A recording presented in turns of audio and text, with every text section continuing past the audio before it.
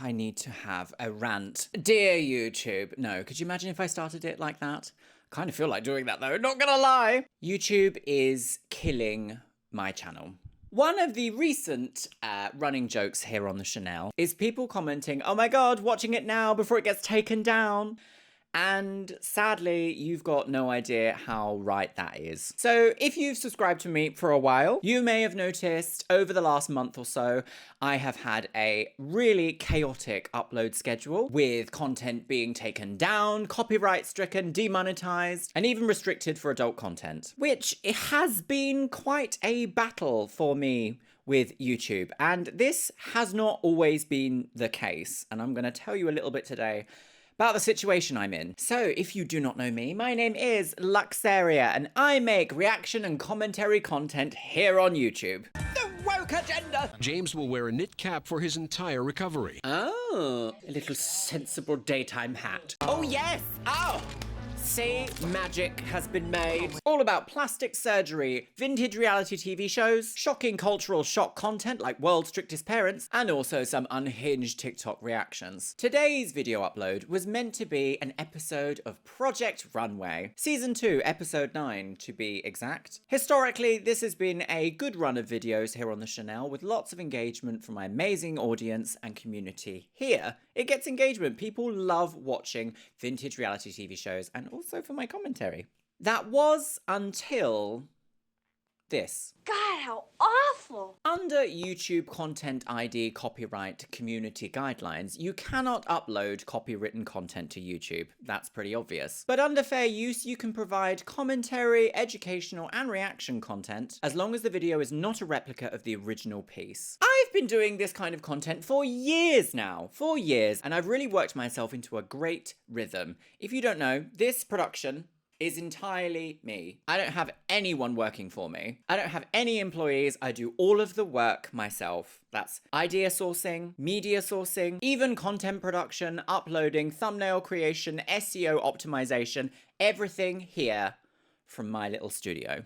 It's entirely a one-woman show. So between that, my editing style, my cutaway gags, my pop culture references, my commentary, and my educational knowledge on science and beauty, I know that I am creating a unique viewing experience here that is not a replica for just watching the show, which is protected under fair use or fair dealing wherever you are in the world. Annoyingly, this is something that YouTube says explicitly, that this is okay and this is good and we love this, except that a few weeks ago, I noticed something has changed. It was actually when my last botched video went live, and if you were there and you saw what happened, you might also been able to tell that something was different, something has changed. Historically, Botched has been an exceptionally good series for me to do on this channel. It's given me an outlet to talk about my trans experience, my experience with surgeons, my experience with surgery, and also my experience as a lifestyle of someone who, you know, perhaps a lot of people don't necessarily come across in day-to-day life. And I can see that from the amount of views that this series gets. Now, I'm not silly. I pre-screen my content to make sure that I have not infringed on anyone's content or anyone's copyright, content ID, claims, any of that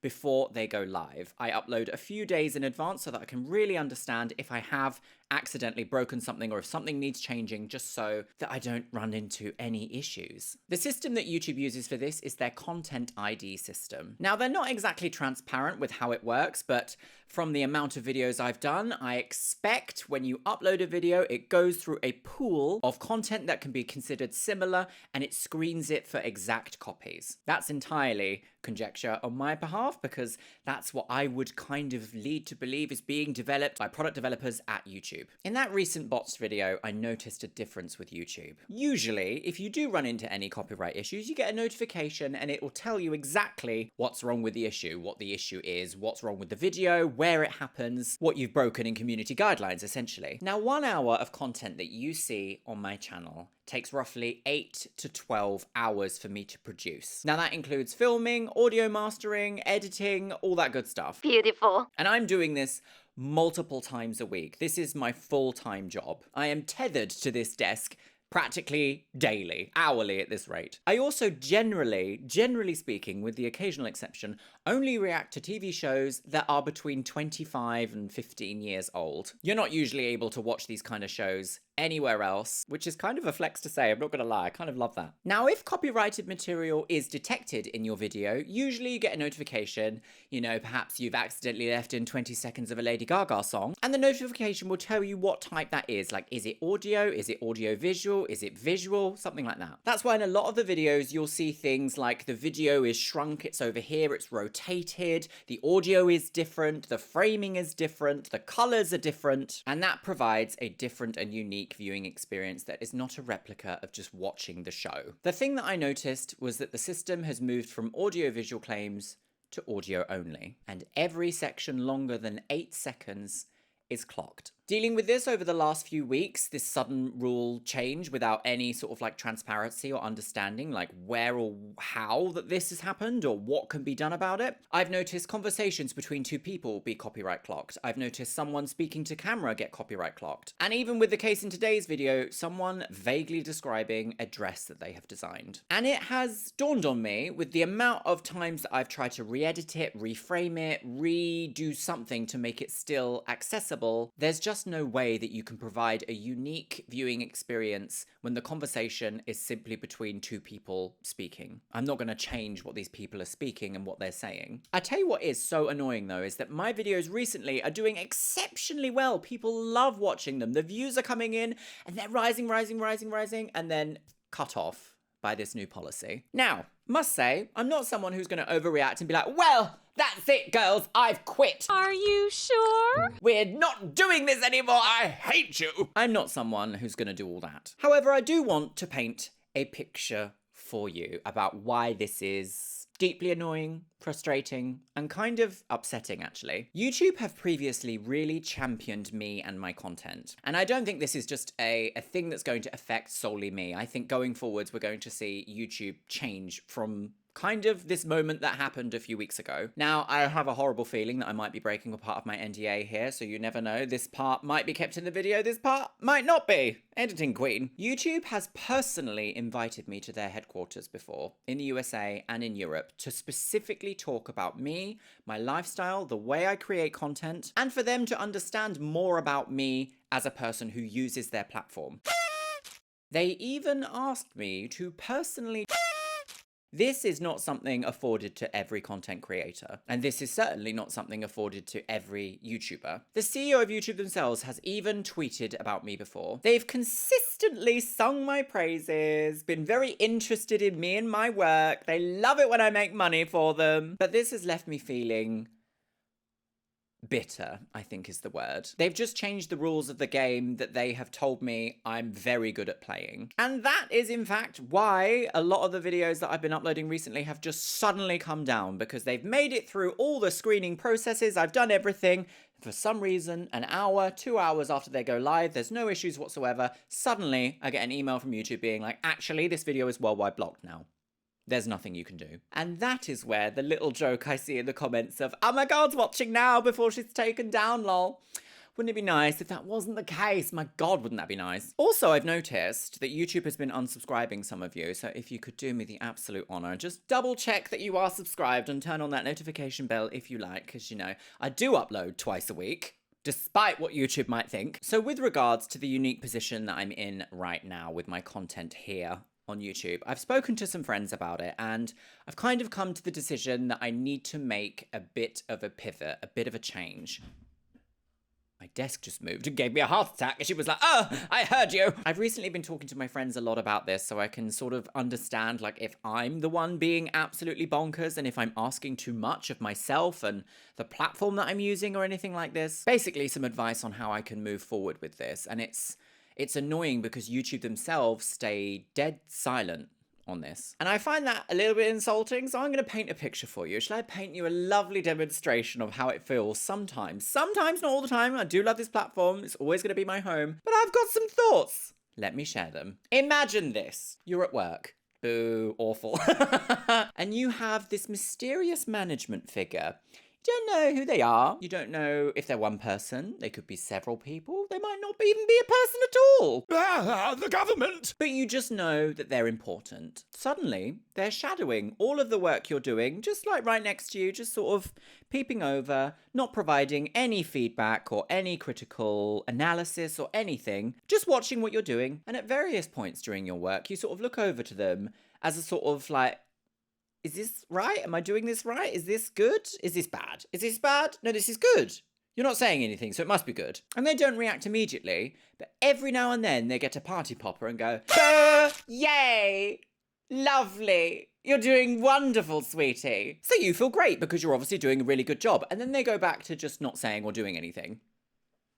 And then some time passes and you're again like, oh, I don't know, I'm getting the feeling that maybe I'm not doing this right. Is this right? No. Is it? But you continue, and it's some time later and you've got an issue. So you look at them for guidance and they give you absolutely nothing in return. So you continue to work and then you realize that a few issues are kind of cropping up, some issues that you would like advice with because it seems to be a repetitive issue, but you actually see them moving little bits out of your way, taking things off your desk that you kind of need to do your work, and they don't tell you, and they're not giving you any feedback or any information about it. So then you ask, sorry, what are you doing? What's this all about? Tell me a bit more about this behaviour, what's this? And they look at you, silently contemplating, and they say, if you'd like to refer to the community guidelines you can see right here, your answer will be there. And that is the only thing they say. Lo and behold, you look at the community guidelines, your answer's not there, you need more information. So you continue for a little bit, running against the issues, troubleshooting them yourself, and you think you're doing great, doing really good at doing all that. But then you have to ask something really specific. So you say, what can I specifically be doing about this situation to make it better for both myself and for you so that we can have a great outcome? Die. And they take between 24 and 48 hours to respond,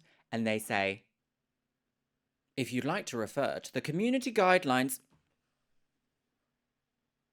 That's what it's like making content for YouTube sometimes. Now, in saying that, don't get me wrong, I love this platform. I've been here a very long time. I have a digital home here, and it's filled with a great community who's always deeply engaged with the content that I make, which is, like, what more can I ask for? Perhaps a bit of transparency and some continuity. But this recent change is very unwelcome and has directly impacted the amount of content and the type of content that I can make for this platform. So I have to change or fade, and I am not a fader. So here is my plan going forward, and it is a pretty sturdy plan, but still a few things might need a bit more working out and a bit more changing. You know how plans go. Sometimes you plan and things just change. I'm going to pivot my channel to much more commentary style. For example, if I say that my current content is 50% commentary, 50% reaction, that's going to be changing to more like 80% commentary, 20% reaction, which will hopefully allow me to reframe